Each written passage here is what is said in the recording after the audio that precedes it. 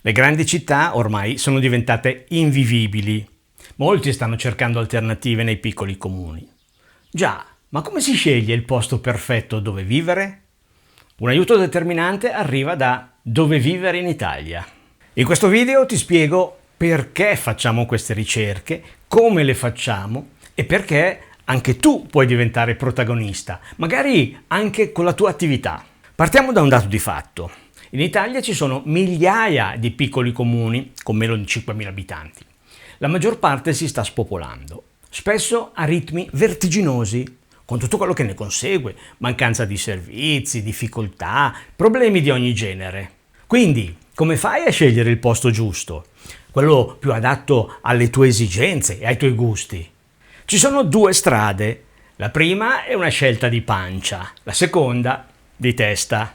Se sei tra quelli che scelgono in base alle descrizioni come qui si vive bene, c'è l'aria buona, il cibo, le tradizioni, insomma, le solite frasi banali e le opinioni personali, non seguire Dove vivere in Italia.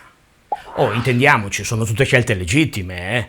C'è chi si fa guidare esclusivamente dall'entusiasmo, dai ricordi di gioventù o di belle vacanze, oppure magari chi fa una scelta perché ha ereditato la casetta dei nonni. Noi però vogliamo aiutare chi fa scelte di testa. Per questo analizziamo in modo freddo e razionale centinaia di parametri che determinano la vivibilità, cioè la capacità di un comune di offrire, secondo gli standard di vita attuali, un ambiente sicuro e una buona qualità della vita grazie a servizi, abitazioni, collegamenti, assistenza e opportunità adeguate. Capisci che c'è una differenza enorme tra dire qui si vive bene e dire, ad esempio, che non ci sono le scuole, ma il comune organizza uno scuola bus che costa 10 euro al mese e impiega 13 minuti per raggiungere il paese vicino. Capisci che c'è una differenza enorme tra il dire qui c'è l'aria buona e riportare le analisi della qualità dell'aria, la disponibilità dell'acqua che scende dal rubinetto, la percentuale di raccolta differenziata dei rifiuti e i rischi idrogeologici. La maggior parte dei piccoli comuni si sta spopolando.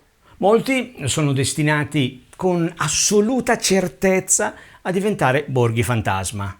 Tu puoi anche decidere di vivere in un paese fantasma. È una scelta legittima.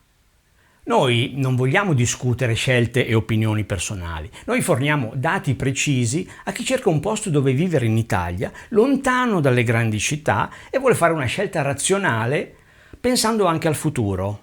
Sui nostri canali social leggo spesso commenti come è un posto bellissimo, ci andavo da bambino, ci tornerò sicuramente quando andrò in pensione. Interessanti opinioni personali, anche piacevoli da leggere, che però sono irrilevanti per chi cerca informazioni precise su quel comune. E soprattutto irrilevanti per fare una cosa molto utile come contribuire a contrastare lo spopolamento. Un ricordo romantico non è un dato oggettivo. Essersi innamorati di un borgo 40 anni fa non ci dice quanti servizi ha oggi, se i giovani se ne stanno andando, se c'è un medico, una scuola o opportunità di lavoro. La nostalgia racconta come ti sentivi o come ti senti quando ci vai in vacanza. I dati raccontano come si vive davvero. Quindi non ti devi incazzare se la nostra analisi evidenzia che il comune dei tuoi sogni non è adatto alla normale vita della maggior parte delle persone, magari con figli piccoli. Non ti devi incazzare se nella classifica dei comuni il tuo è all'ultimo posto. I dati dicono questo, fine. Tu lo puoi comunque ritenere il miglior posto dove vivere e nessuno ti dice niente, perché è una tua libera scelta basata sulle tue opinioni e sui tuoi gusti.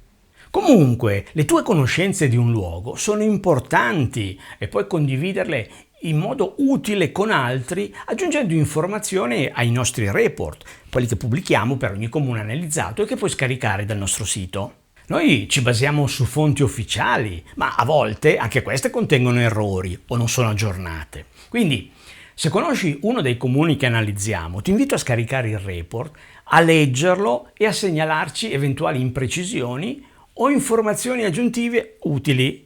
In più, se sei in grado di fare riprese video, puoi anche collaborare con noi lavorando seriamente e in modo retribuito. Contattaci anche se vuoi segnalare un luogo interessante o vuoi raccontare la tua storia di abitante in un piccolo comune o far conoscere la tua attività in quel luogo. Sul nostro sito trovi tutti i dettagli, anche quelli sui comuni già analizzati, e i link a tutti i video.